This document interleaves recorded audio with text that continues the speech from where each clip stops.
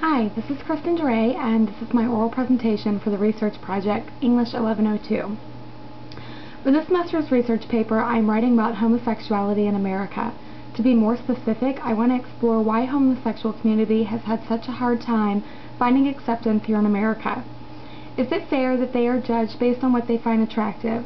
And does that mean that I should be judged because I like tall men with dark hair? I chose this topic because even though it may not affect me directly, it is something I have always felt passionate about. I believe that the opinions expressed by most Americans is a little uptight.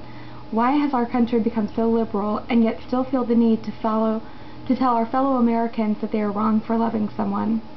If women can make more money than men and a black man can beat out a white man for a position, then why is it that America is so afraid to let the gay community love?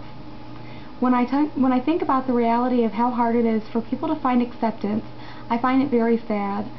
More than anything, I feel it makes America look arrogant. Who are we to tell someone what their heart wants is wrong? And not only that, but sinful too. I believe there are far worse sins being committed every day, and people simply turn their heads. My thesis statement for this paper is that in our community there is common debate about homosexuality and whether it is acceptable against religious beliefs. What I hope to explore and prove is that homosexuals should be entitled to rights that each and every American practice every day without judgment.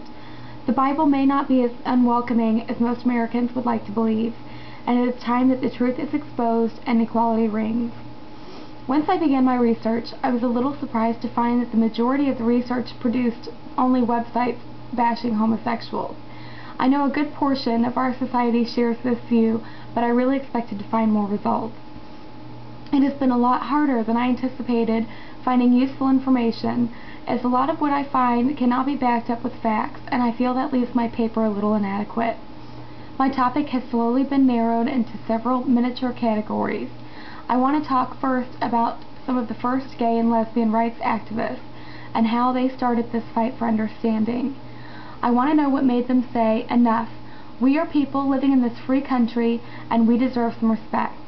I want to show people how hard the gay community has struggled to find acceptance for what kind of tragedies have come along the way.